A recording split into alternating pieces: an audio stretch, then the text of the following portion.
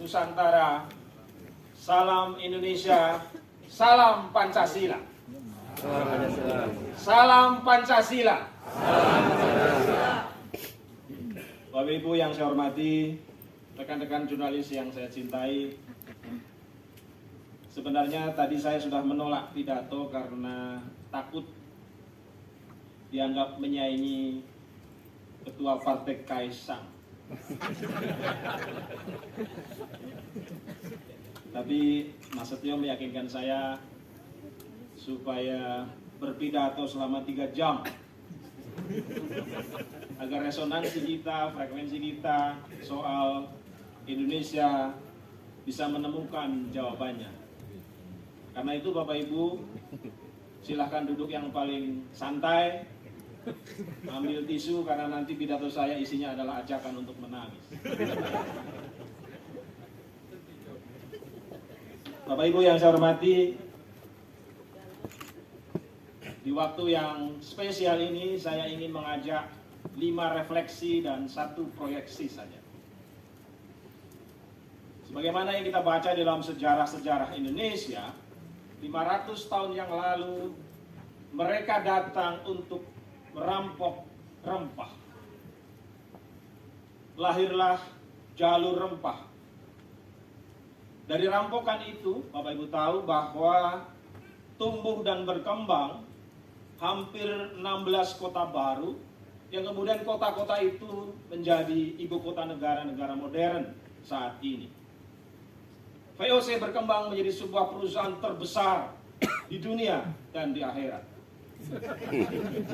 Jika Bapak Ibu tahu soal IPO, tahu soal perusahaan publik, maka perusahaan publik pertama yang menjadi multinational corporate adalah VOC.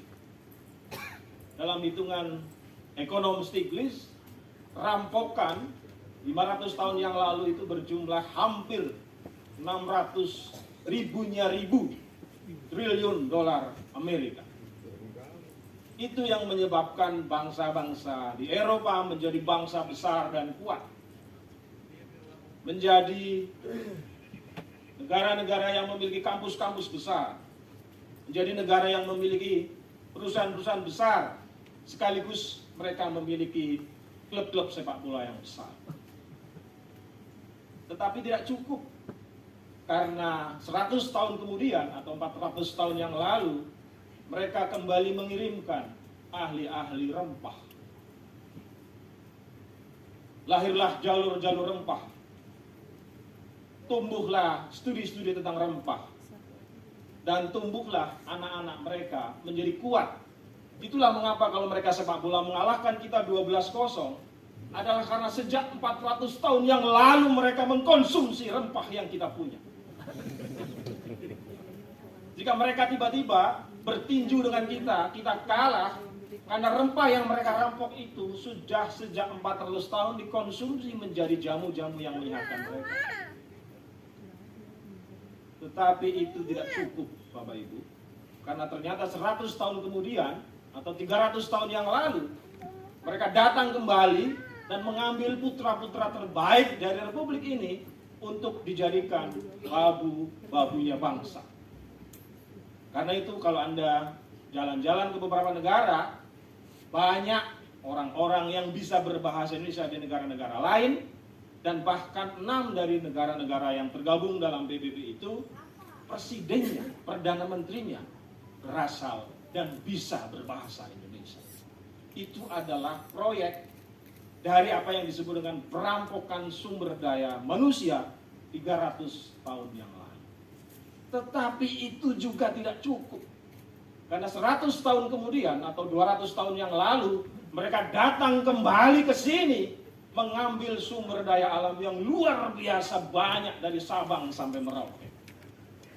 Tumbuh lalu berkembang di antara mereka perusahaan-perusahaan yang makin besar, makin kaya. Dan kita dapat ampasnya. Tetapi itu juga tidak cukup. Karena 100 tahun kemudian mereka datang ke kita untuk menawarkan apa yang disebut dengan Ipolexos Budhanka mereka yang diterapkan secara mendalam di kita. maka lahirlah universitas di Indonesia, kebudayaan di Indonesia, ideologi di Indonesia, bahkan agama di Indonesia. Kita rabun terhadap agama Indonesia, kita rabun terhadap pembangunan Indonesia, kita rabun terhadap Bank Indonesia, sebab yang terjadi adalah bank di Indonesia. Tapi itu juga ternyata tidak cukup. 10 tahun terakhir, bangsa kita dan negara kita relatif baru berumur 78 tahun. Tapi mereka tiba-tiba lewat teman-temannya di istana dan di antara kita menawarkan tanah selama 150 tahun, 2 kali lipat lebih lama dari umur negara ini.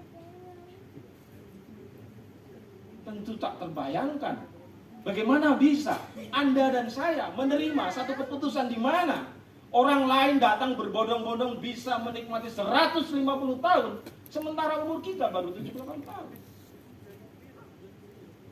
Karena itu Bapak Ibu, refleksi ini perlu kita perdalam dan perdalam, tapi juga sambil tahu bahwa semuanya tidak datang dengan tiba-tiba.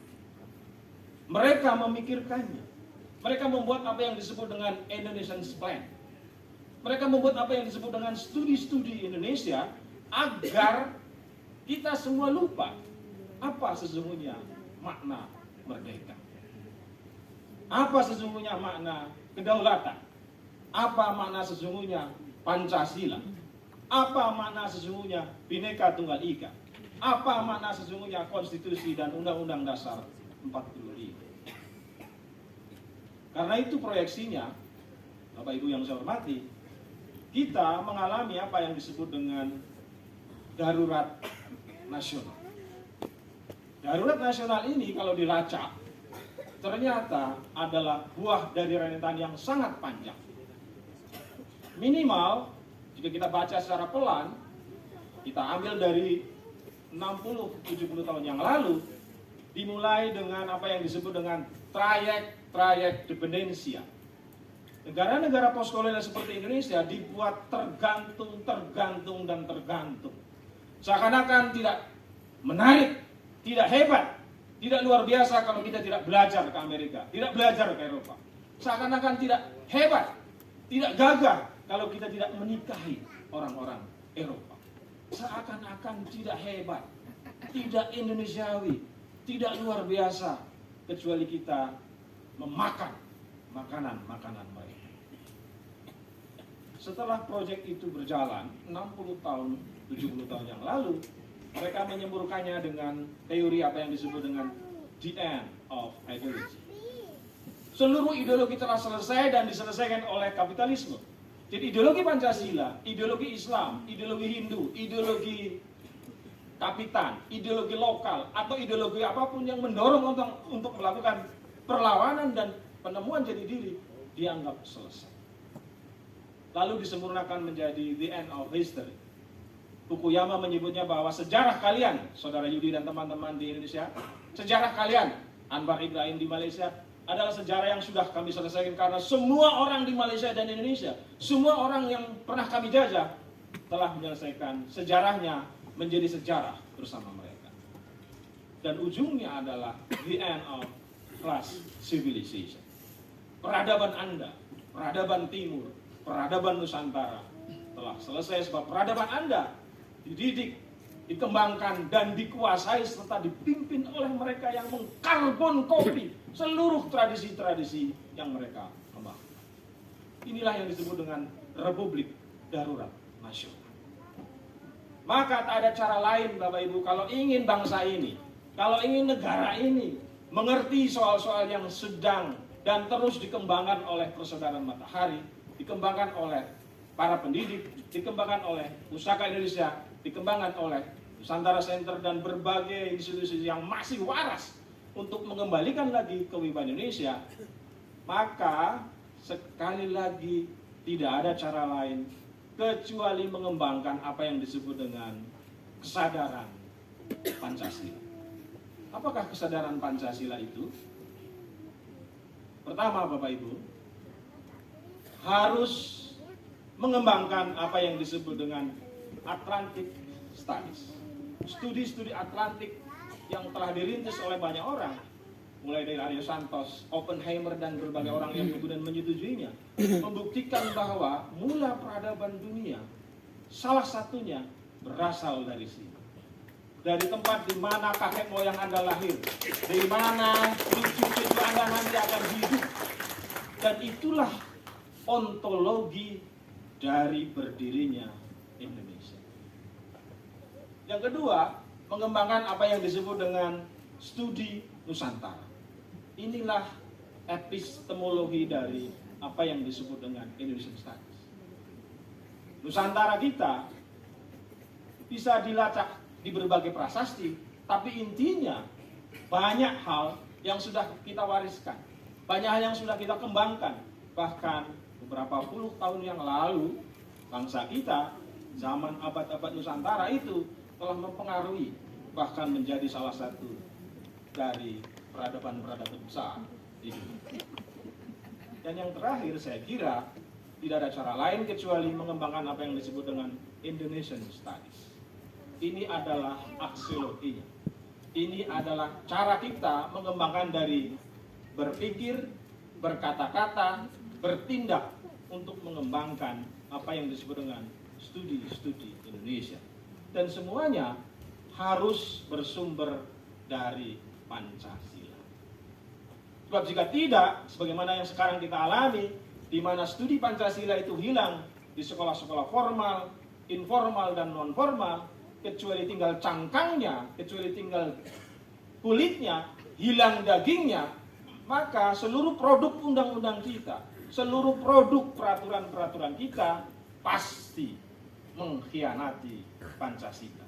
Dan ketika ia mengkhianati Pancasila, ia pasti berkhianat pada dua hal, bahkan tiga hal. Pertama, ia berkhianat pada Tuhan. Yang kedua, ia berkhianat pada sesama. Yang ketiga, ia berkhianat kepada tanah leluhur. Tentu saja Bapak Ibu, kita tidak ingin menjadi generasi seperti itu, generasi maling kundang.